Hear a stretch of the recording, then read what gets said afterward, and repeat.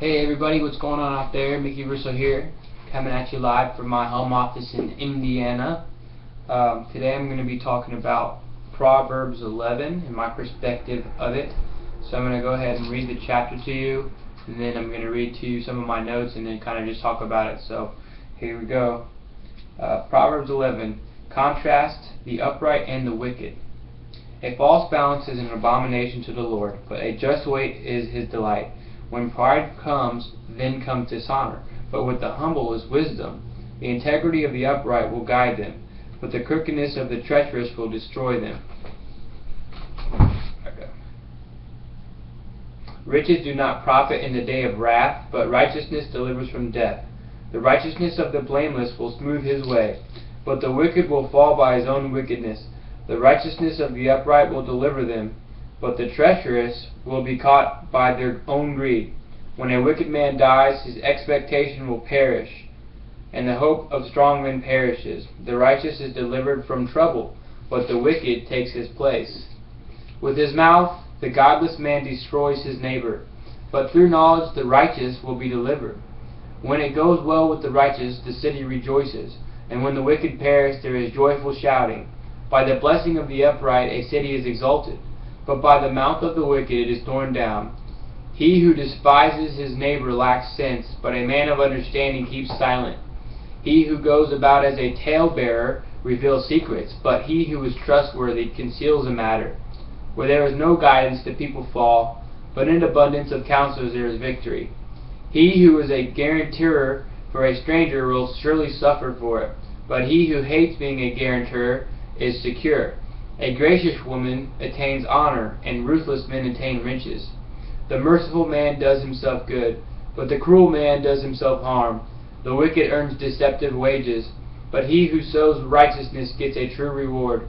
He who is steadfast in righteousness will attain life, and he who pursues evil will bring about his own death. The perverse in heart are an abomination to the Lord, but the blameless in their walk are his delight. Assuredly the evil man will not go unpunished, but the descendants of the righteous will be delivered. As a ring of gold in a swine's snout, so is a beautiful woman who lacks discretion. The desire of the righteous is only good, but the expectation of the wicked is wrath. There is one who scatters and yet increases all the more, and there is one who withholds what is justly due, and yet it results only in want. The generous man will be prosperous, and he who waters will himself be watered. He who withholds grain, the people will curse him, but blessing will be on the head of him who sells it. He who diligently seeks good seeks favor, but he who seeks evil, evil will come to him. He who trusts in his riches will fall, but the righteous will flourish like the green leaf. He who troubles his own house will inherit wind, and the foolish will be servant to the wise-hearted. The fruit of the righteous is a tree of life, and he who is wise wins souls. If the righteous will be rewarded in the earth, how much more the wicked and the sinner. Proverbs 11. Okay, I'm trying not to make this too long. A false balance is an abomination to the Lord. Avoid pride, embrace humility, or be humble. For pride brings dishonor, and the humble know wisdom.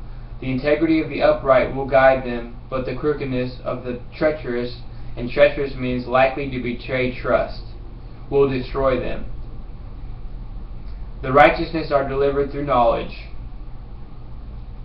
Guarantee nothing of no one. Don't be a guarantor.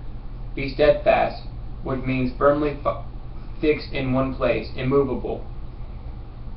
The last couple of verses, 25 through 31, for me basically describes the old saying, what goes around comes around.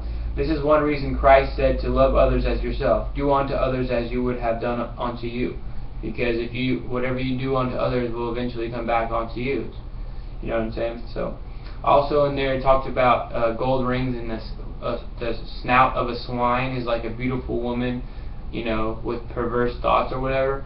Basically that means you might be beautiful on the outside, but if you're not beautiful on the inside, it's basically, your beauty's wasted. So it's more valued to be beautiful on the inside than it is on the outside. So yeah, I hope you got something from that. And yeah, that's it for Proverbs 11. See you guys later. Have a good day. God bless you.